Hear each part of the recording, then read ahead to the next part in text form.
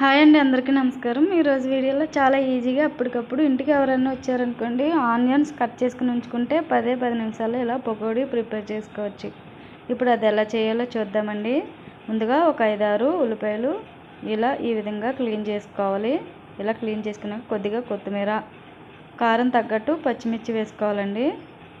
అలాగే చిన్న ముక్క అల్లం ముక్క తీసుకుని ఇవన్నీ శుభ్రంగా కడిగిన తర్వాత ఇప్పుడు ఆనియన్స్ సన్నగా కట్ చేసుకోవాలి. ఇవి పొడుగ్గా కట్ చేసుకుంటే పకోడీకి చాలా బాగుంటుందండి, టేస్ట్ అయితే బాగుంటుంది. ఇలా సన్నగా కట్ చేయడం వల్ల, పొడుగ్గా కట్ చేయడం వల్ల టేస్ట్ వస్తుంది. పకోడీకి ఇలా పొడుగ్గానే కట్ చేస్తారండి. ఇలా మొత్తం అన్ని విధంగా సన్నగా కట్ చేసుకోవాలి నీట్గా.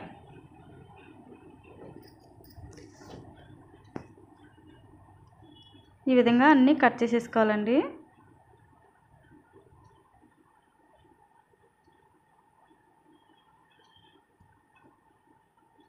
ఇలా అన్నీ కట్ చేసుకున్న తర్వాత పచ్చిమిర్చి కట్ చేసుకోవాలి.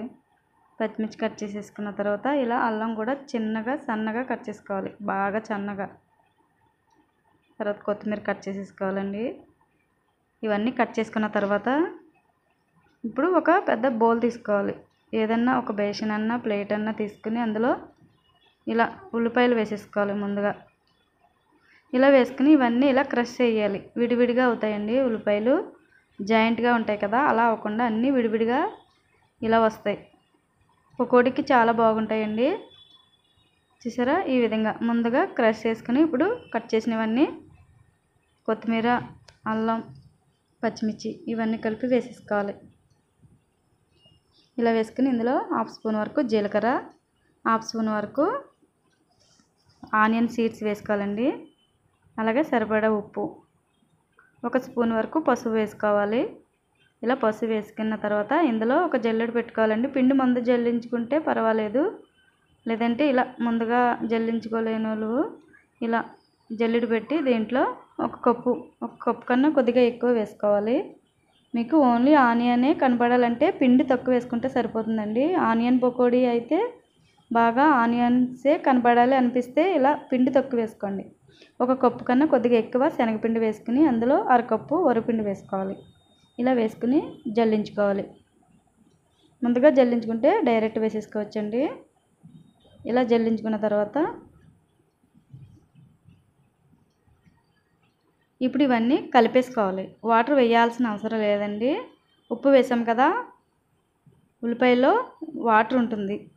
ఇంకా దాన్ని బాగా కలిపితే నీళ్ళు అవసరం లేదండి.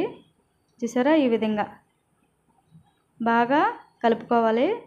ఇలా పొడి పొడిగా రావాలి పకోడీ అనిపిస్తే ఇలా కొద్దిసేపు ఇలా బాగా కలిపితే ఉల్లిపాయలో వాటర్ అంతా వచ్చేసి తడిగా అవుతుందండి. నీళ్ళు వేయాల్సిన అవసరం లేదు.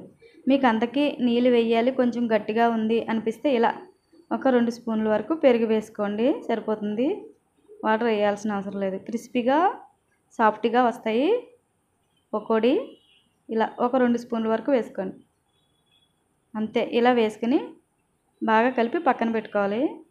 ఇప్పుడు స్టవ్ వెలిగించి బ్యాండ్ పెట్టుకుని డీప్ ఫ్రైకి సరిపడా ఆయిల్ వేసుకుని ఆయిల్ బాగా హైలో పెట్టుకోవాలండి.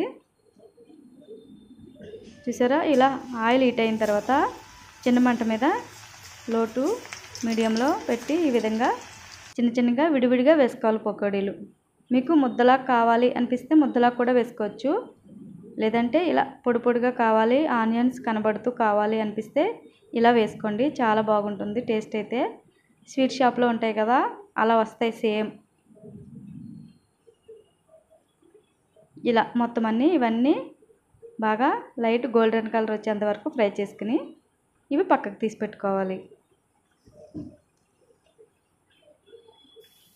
ఇలా ఇవి అన్నీ బాగా ఫ్రై అయిన తర్వాత నెక్స్ట్ కూడా అదే విధంగా వేసుకోవాలి. మీకు ముద్దలాగా కావాలి అనిపిస్తే ఇలా ఆనియన్ తక్కువ వేసుకుని పిండి ఎక్కువ వేసుకున్నారనుకోండి ముద్దలా వస్తాయి. వాటర్ కూడా వేసుకోవచ్చు అందులో, అప్పుడు ముద్దలాగా వస్తాయి పకోడీ.